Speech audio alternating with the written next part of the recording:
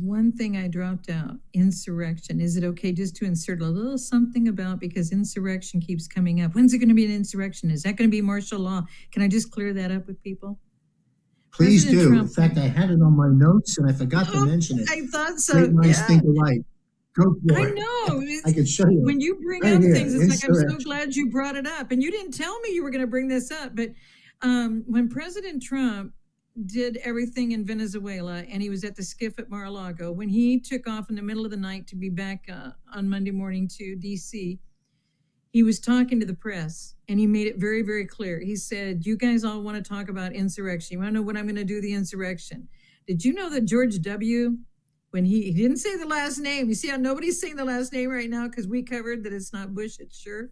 That never was their name. And so he's not saying that. So he said, when George W. was the president, did you know that he absolutely declared an insurrection 22 times during his presidency? Did you ever see martial law? Did you ever see what that indicated? So you want to know if I'm going to do an insurrection. Now, let me explain this. Let's back up to when he was being in conversation with Sidney Powell. And some of the people remember this. Some people may not. You can look it up. She was in the White House with him in a meeting with other people.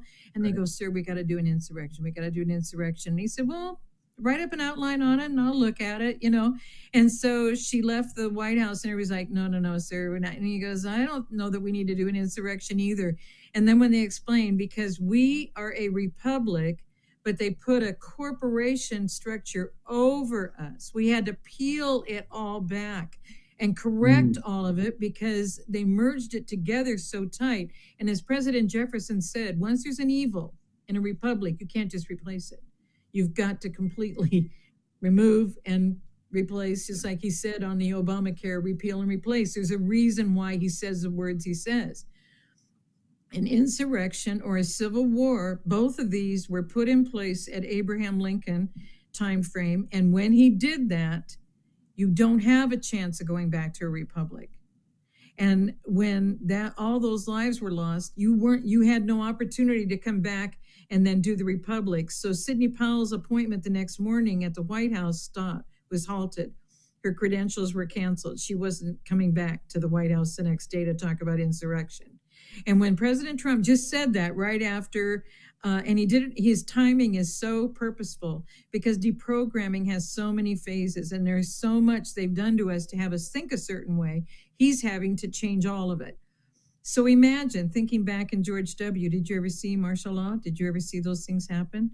Did you ever see any of that take place? No, none of that took place. 22 insurrections that he caused. And when he did the Patriot Act, did you know it wasn't renewed under Obama? I don't know if anyone's told you guys that. Did you know Obama was in France and it was an auto pen that extended the agreement with TSA and the Patriot Act? So that can be removed and replaced also. There's so many good things that are underway for us. And so thank you for this moment to talk about insurrection and why we don't want to keep saying insurrection, martial law, because military helping us is completely different. It's under military government. And the reason why a Comey didn't get marched off to a jail to get a prison term, to get sentenced, his crimes are military. Treason, sedition against America is not a civil court decision. So they revealed it in the civil court. You know that he's now got indictments against him. Not all of them have been unsealed. And so when they unseal these and then take it on to the next level, and now you can tell they're working behind the scenes, because the first thing you brought up, John, was exactly what Kash Patel and Tulsi Gabbard are doing. They've now brought it in where these guys were all conspiring with each other. And it's not going to just be the Democrats because they've been a uniparty against us. Everybody's been making money on this. When you see an Ilhan Omar that was, making like 150, 200,000 when that was way above her salary already. And then all of a sudden last year, 30 million. Well, wait, where did the 30 million come from? Everybody's been talking about the money that they've got. Now, RICO charges. So that, I wanted to pin that together because we're not going to do an insurrection because we found out what they're doing. We're not going to be doing it so that we lose our opportunity to become a republic. We're coming through this slow but sure because we've got to do it right, or we aren't going to get our republic back. And so that's what we're doing. And so that's why countering the 45 points and the timing was so critical. And because before you get to those 45 points, yeah. Before you get into those 45 points, just a couple of quick comments. For clarification purposes to our audience, the Sidney Powell meetings with, I think, Pat Byrne and maybe Rudy and a few others were there that Sheila referred to. This wasn't as of recent, folks. That was back some years, just so the audience understands that. Second thing is, you talked about money and the kickbacks to Omar and so forth and everything going on in Minnesota. Also, the list of 60 names of sitting congressmen and senators and so forth from Venezuela that's been revealed as a result of the Venezuela operation includes two names, at least I understand. One is the I Am Spartacus gentleman, or better known as I Am Doofus or Cory Booker. He's on the list. And so is Dr. Rand Paul, who's been a thorn in Trump's side outside of the work he's done on Fauci, which I think is going to come home to roost in a Nuremberg 2.0.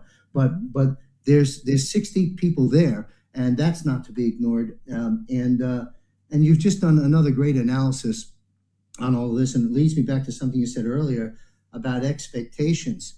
You just nailed it. Folks, you can rewind it and listen to it. It's being revealed through the civil system, some unsealed, some sealed, some revealed, some not.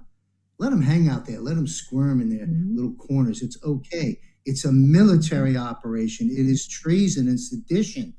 It's all going to come home to roost. So stop having false expectations of things that perhaps above most of our pay grades, myself included.